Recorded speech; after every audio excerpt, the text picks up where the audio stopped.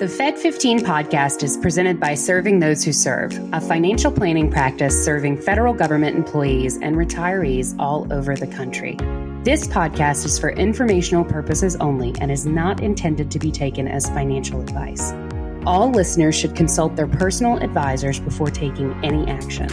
The opinions expressed by our hosts are their own and do not reflect the views, policies, or position of either Raymond James or Serving Those Who Serve.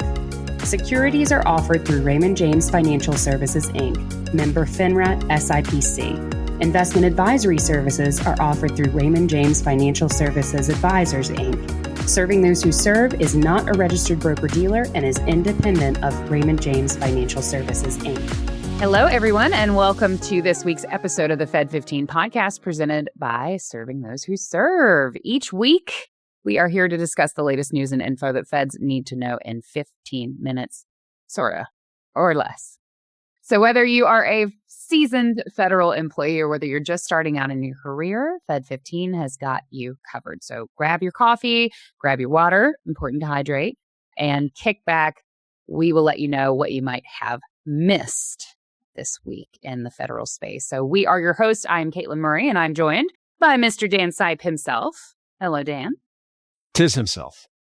Katelyn, I am so stoked to look out the window and see grass. Yeah. Where it's just where I've been watching tundra for a while.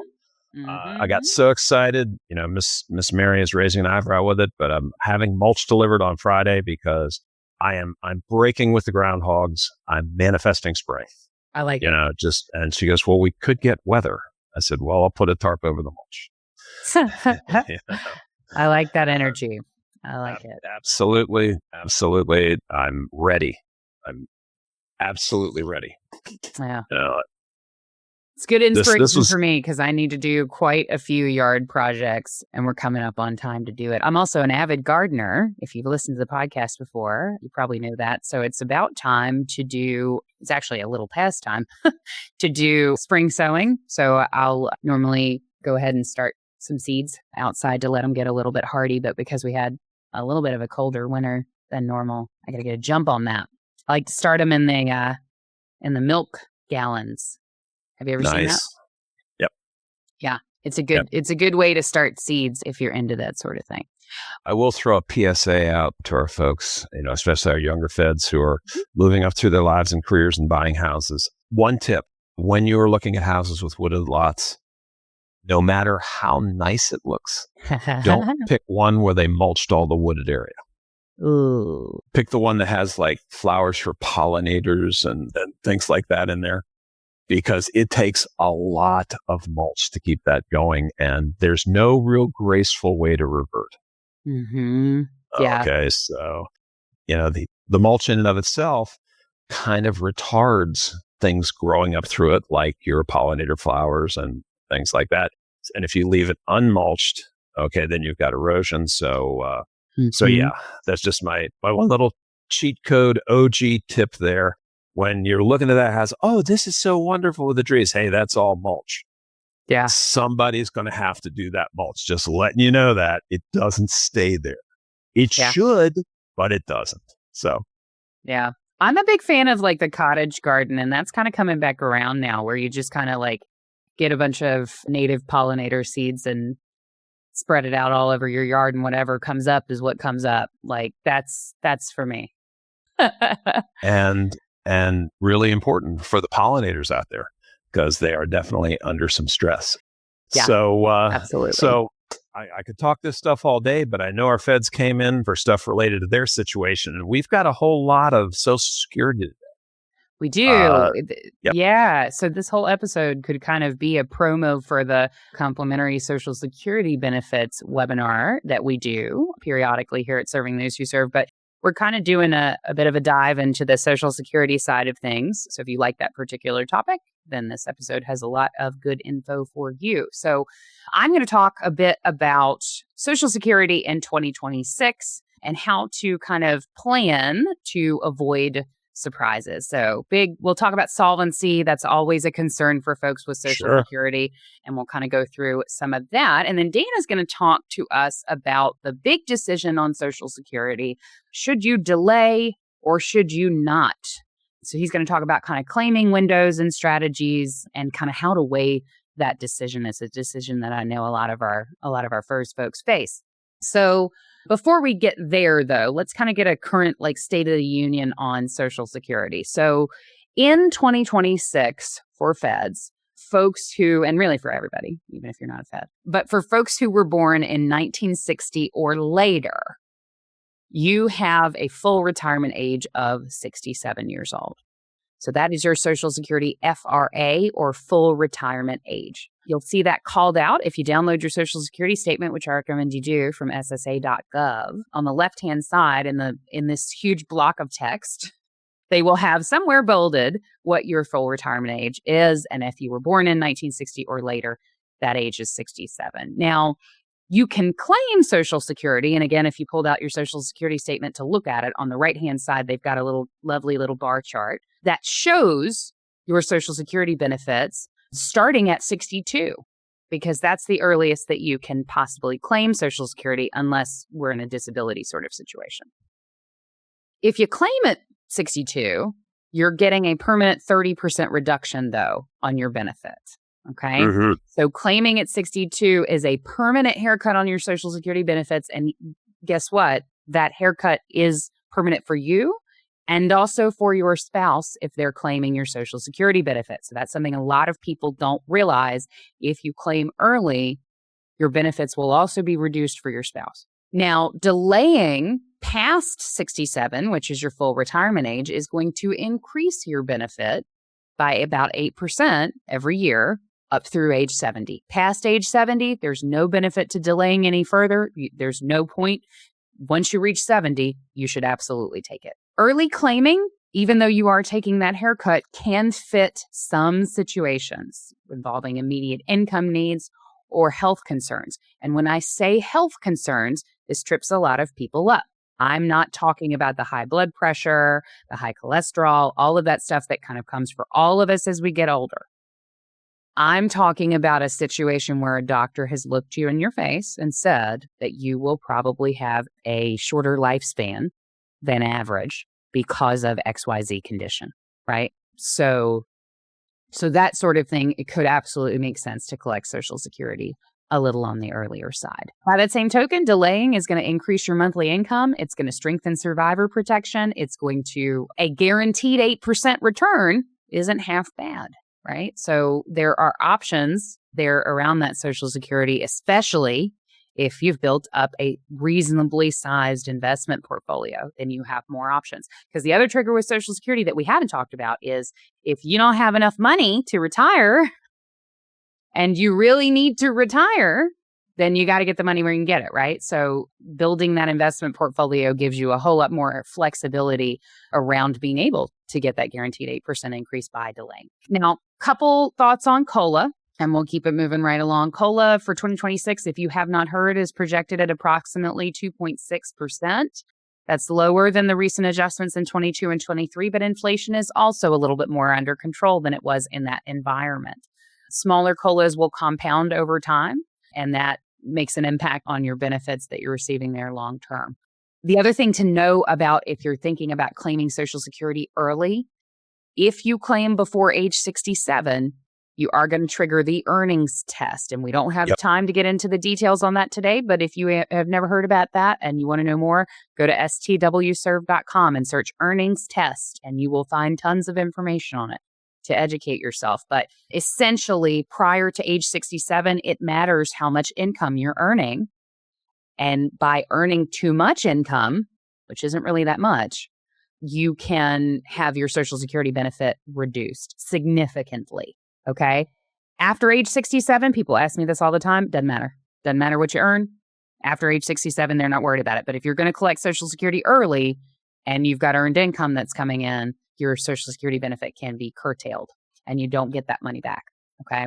So a couple things to know kind of about just general Social Security context. Up to 85% of your Social Security benefits may be taxable. A lot of people don't realize that. A lot of people think it might be tax-free income. Unfortunately, it's not.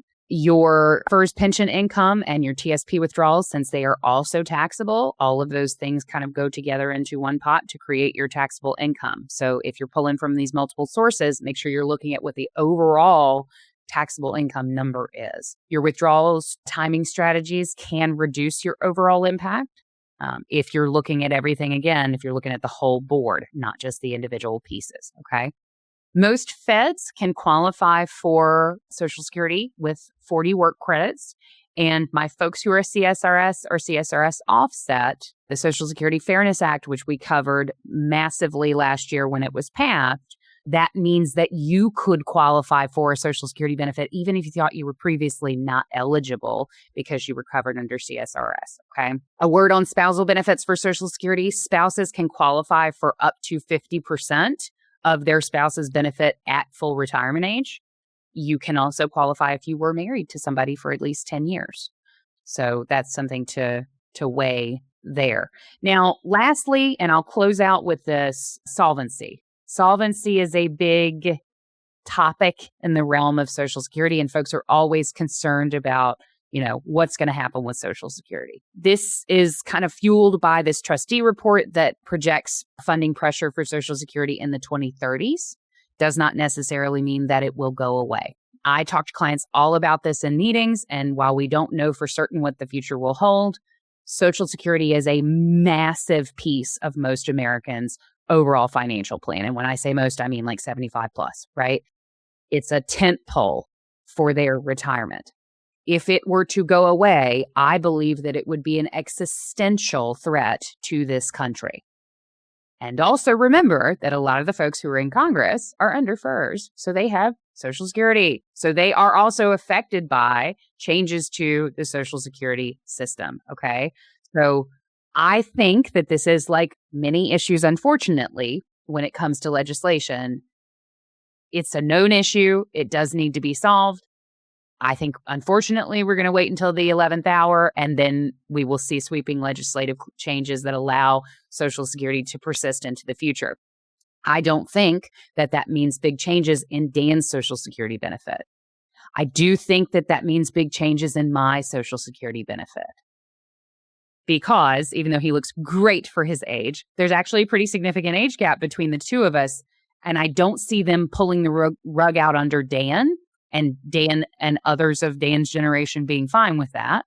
Very true. I do see them changing how Social Security is going to work for me 20, 30 years before I'm eligible to collect it. So I do think there will be change. I think, unfortunately, we're going to take it to the absolute limit, and then we'll make the change and correct the issue. Stress testing retirement projections that have been run show a potential of 10% benefit reductions, or even slower than that. And COLA curtailing can also help strengthen planning there. So there's a variety of options. If you ask a mathematician or an economist, Social Security is a very easy problem to solve. It's just there's not enough pressure to solve the problem yet in our legislators. So make sure that your decision around Social Security is an informed one. And to do that, Absolutely. You can go to STWServe.com and read up on our Social Security column. If you go to the Learn tab and go to Social Security, you can see all of our collated articles there on that topic. You can also register for our complimentary Social Security webinar on our website as well. And we will be happy to educate you. The Social Security is really a measure twice, cut once situation. So don't just jump into filing. Really, really weigh the options there. Couldn't agree with you more, Katelyn. And that kind of segues into what I'd like to talk about, because when FERS was created, the goal was for it to mirror CSRS in a lot of ways. And at the time, a CSRS retiree could retire at 55. Well, now FERS would have a Social Security component, can't claim Social Security at 55. So that's where the FERS supplement was created and things like that. And I'm not going to spend time on that. But one of the things that's very, very, very different about FERS versus CSRS. CSRS was, in my opinion, purely formulaic. If you could count to 41 years and 11 months, you got an 80% pension, planning done. FERS became a bit more nuanced in the fact that now the downside to that, nobody ever talks about it, is that you would get cost of living adjustments based on the consumer price index. Now, you start Googling around the consumer price index, you're going to see dissenting opinion about what index they're using and whether that really reflects the cost of living for a retiree. So that was the classic, I'm retired and on a fixed income. When FERS was created, TSP was built into it, in addition to a defined benefit pension, in addition to Social Security. I really feel they created, in so many ways, almost the perfect plan, but there are rules that go along with it. And so all too many times, I see people get locked in on retiring at 57, take the first supplement until 62, then claim Social Security at 62. Well, if you've read any of my work, if you listen to me speak, you will hear me say, you need one really big TSP balance if you're going to do that. So let's talk a little bit about where FERS people especially are getting tripped up on their claiming ages. Because I have heard people say, I'm taking it 62, I'm not going to delay. Wrong, wrong, wrong. You're taking it early. You're not delaying to go to 67. 67 is the full annuity age. And taking it early, you are selling your work years at a discount. Just understand that. Now, I can hear the keyboards clacking for the hate mail. I'm going to, Dan, you're not taking this into consideration. You're not taking that into consideration. I'm telling you, I have been boots on the ground with feds for 40 years. And I see what having enough money and not having enough money looks like. And the worst time to not have enough money is your late 80s.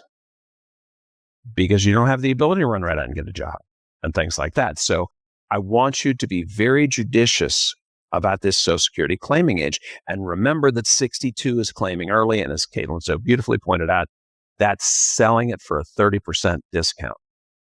Okay. Now, I'm not saying automatically wait until 70 for everybody, because the two ironclad rules of thumb that we've encountered are, if you are infirm, meaning something is going to shorten your life, then maybe you do want to consider claiming early. If you don't have a defined benefit pension, which leaves all feds out, or you've otherwise done a lousy job saving for retirement, maybe you want to claim later. Okay, so between 67 and 70 is where it becomes a brainer. Not a no-brainer, a brainer. You really need to think hard about 62 to 67, because that's absolutely a brainer. And if you get it wrong, it becomes a migrainer. So don't do that. Okay. So absolutely, you need to take into consideration, does your family live a long time? Okay. If you have longevity, I have 3 aunts that died at 101. Rest her soul, I lost my mom at 94, and everybody in the family said, why so soon, Lord? So I need to at least consider that I could be hanging around for a while. So if you have that longevity in your family, keep that in mind. And again, as Katelyn beautifully pointed out, if you are the higher earner, then when you pass away, your spouse gets your benefit. If you've discounted that, that may not be a great thing. And if you've discounted it to begin with, what your spouse gets to claim on your record is reduced. So the trade-off is smaller checks for a longer period of time versus large checks starting later.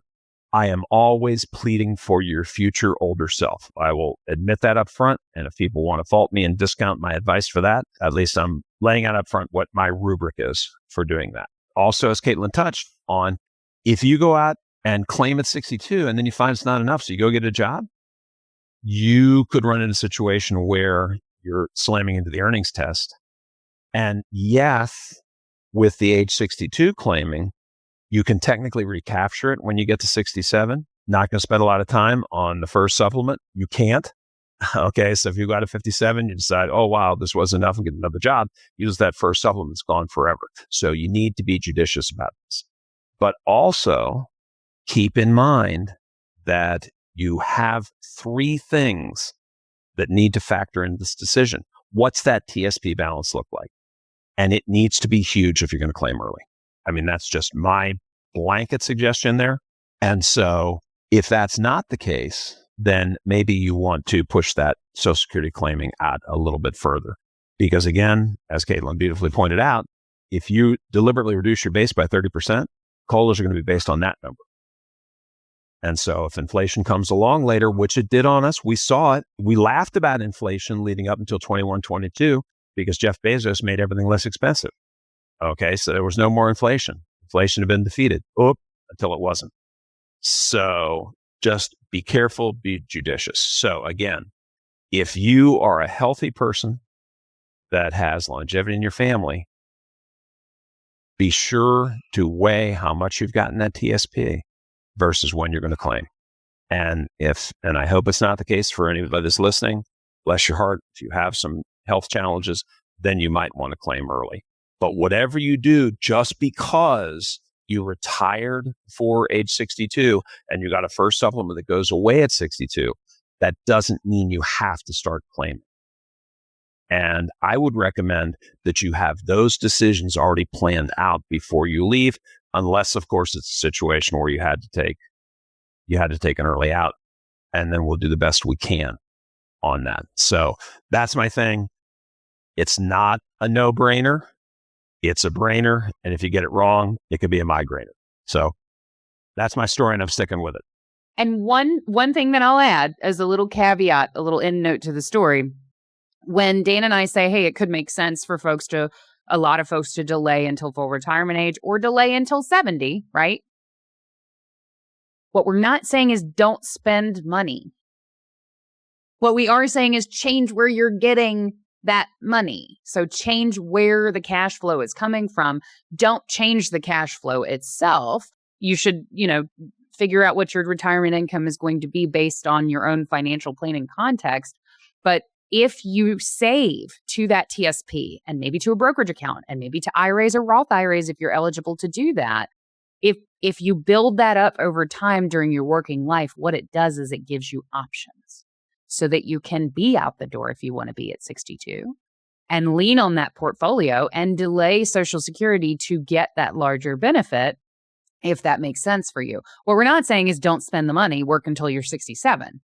What we are saying is be smarter with where you pull that money because, and this is from the National Institute of Health, male smokers, so males typically have shorter lifespans than females. Males who smoke in the U.S. typically live on average to 78 and a half. Okay. So if you do the analysis in Social Security and you do the break-even analysis and delay until 70 and your break-even age is 74, even if you are a male smoker, there's a pretty good chance that you could get there, right? Sure. So people always underestimate lifespans. We always just kind of do that. I don't know why we do that, but odds are, if you haven't had a conversation with a doctor, you're probably going to live longer than you're thinking. And you need to make sure, I totally agree with Dan, that you're planning for and taking care of future you. Because nobody's going to take better care of you than you. At least that's the way it should be. So, indeed, that's the episode. That's the Social Security extravaganza.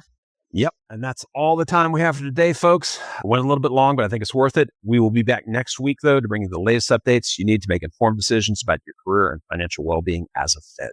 And to make sure that you are here for that episode, be sure that you're subscribed to this podcast, either on our YouTube channel or on Spotify, if you're an audio-only listener, so that you never miss an episode. And please, please, please do remember to share our episodes with your friends and colleagues so that we can widen that network of Feds who are learning about their benefits and gaining empowerment there.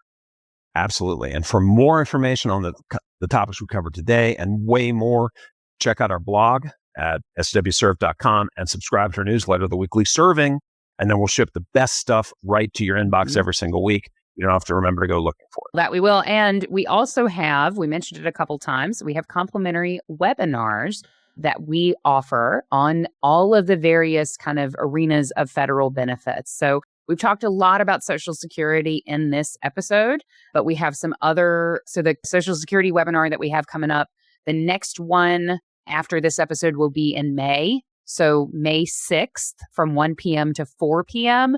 will be our next Social Security webinar. So if today's episode raised good questions for you, come to that. We'll talk about all the gory details there. And then some more kind of things we have coming up in the short term. We've got an FEHB and Medicare session coming up on May 17th. That'll be 10:30 a.m. to 2:30 p.m. This is a really popular session. I know there's a lot of questions about FEHB and Medicare integration, Medicare Advantage plans, all of that. Really, really, really good information coming up in this session. If you are anywhere near 63 or older, you should attend this session. Tax planning, we also have coming up on March 19th, and that will be from 1 p.m. to 4 p.m. It's tax season, folks. We're in it. And now is the time to kind of learn about things that you can do either to impact this year's tax return, the one you're filing right now for 2025, or things you can be doing to line things up for 2026 so that you can have a better return experience there, and really looking at kind of the different buckets for longer term tax planning as well. So definitely make sure to join us for one of those sessions. They are really, really informative. If you don't have 3 or 4 hours to set aside in the middle of a workday, I totally get it. I'm with you. We can do a one-on-one approach if you reach out to our team directly for a financial planning consultation at meetings@stwserve.com. We'd be happy to talk about how our team can help support you in building your ideal Fed life. Absolutely. Operators are standing by. So that's it for our episode. Thanks for listening to Fed15. I'm Dan Sipe. And I'm Katelyn Murray. And we will see you next week.